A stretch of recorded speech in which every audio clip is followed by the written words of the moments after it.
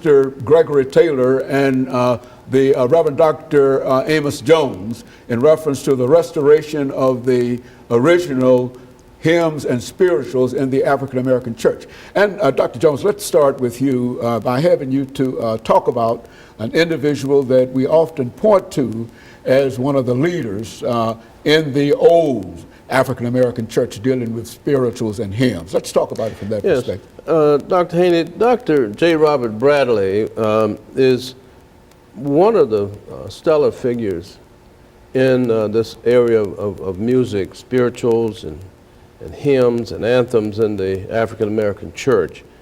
He grew up, he was born in Memphis, Tennessee, born in a section of Memphis called Pinch. and it indicates the kind of condition that he lived in. But he was a kind of a precocious person. He had innate musical ability. And he was discovered by Miss Lucy Campbell during, he was one of her students in school, and she knew he could sing, but during one of the sessions in the National Baptist Convention, he wandered up onto the stage at, I believe it was Ellis Auditorium, and eventually sang a song with no shoes, and coming up out of the Wolf River, having been fishing down there. But he captivated the audience, that National Baptist audience, and from that time on, he became really the voice of National Baptist Convention, singing hymns and anthems and Negro spirituals. He came, because of his connection with the convention, they brought him here to Nashville to work with the BTU, I believe it was called. It first started as BYPU, but then he came, and he was a part of a group that went across Tennessee, he and Thomas Shelby, singing hymns and anthems and revivals, and he was discovered by Mr. Charles Bryan over in McMinnville, Tennessee, who was, he was a Caucasian professor at Tennessee Tech, I believe it was. And he had Mr. Bradley to go to school over here at Peabody, where he studied and then went on to sing in New York, in Carnegie Hall, and then he went on to sing at Royal Albert Hall in London, singing nothing but Negro spirituals and anthems and those, Amazing Grace, and all those kinds of songs. It was in a time when the music of the early Gospels was taking hold.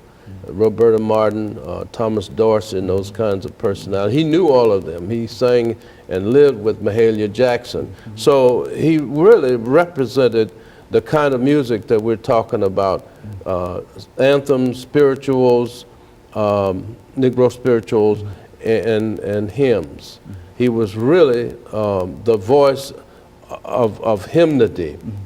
And if we really wanted to, even now, hear good, solid hymns, church hymn music, J. Rob Bradley is the one. Even though he's gone on to glory, he's the one that represents that era.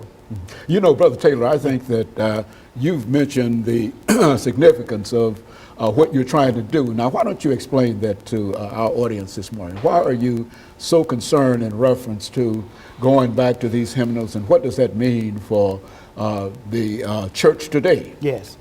When I first came to Nashville in June 2007, I was disturbed to discover that a lot of the devotion had been replaced with the praise teams in church. And so I got in touch with the newspaper, and this is where I started to write about my memory of the old songs in Alabama, because we were taught to always stay near the church where the old hymns are sung. And when I was living in Atlanta, I would even use the telephone to call back home to get the devotion by telephone. Then I would get the phone in the sermon in the city. But it was just to know that they were our anchor. I feel like today the church music is drifting, and there is no anchorage to the church because of how it's changing. And I think about what Mahalia Jackson said about Dr. J. Robert Bradley that his voice was the greatest voice she ever heard, and he was a favorite singer of Dr. MLK Jr. And so to get that kind of testimony from those two individuals, the greatest voice of singer, Maynard Jackson, and the greatest speaking voice of Dr. MLK Jr., you know, to me that just points to something there that was in him that's needed today in order to help get our music back on course, and particularly in the area of the devotion. And I have recently had the opportunity to meet a gentleman from Vancouver, Canada, who's also in love with the devotion of the church and did his thesis in the devotion in University of Memphis. And he is quite interested in that particular area and constantly questioned me, why is it that the African American doesn't have an interest in the richest part of their heritage anymore? So I believe that through Dr. Bradley's voice, I see him as the MLK of devotion music, church worship music, you know.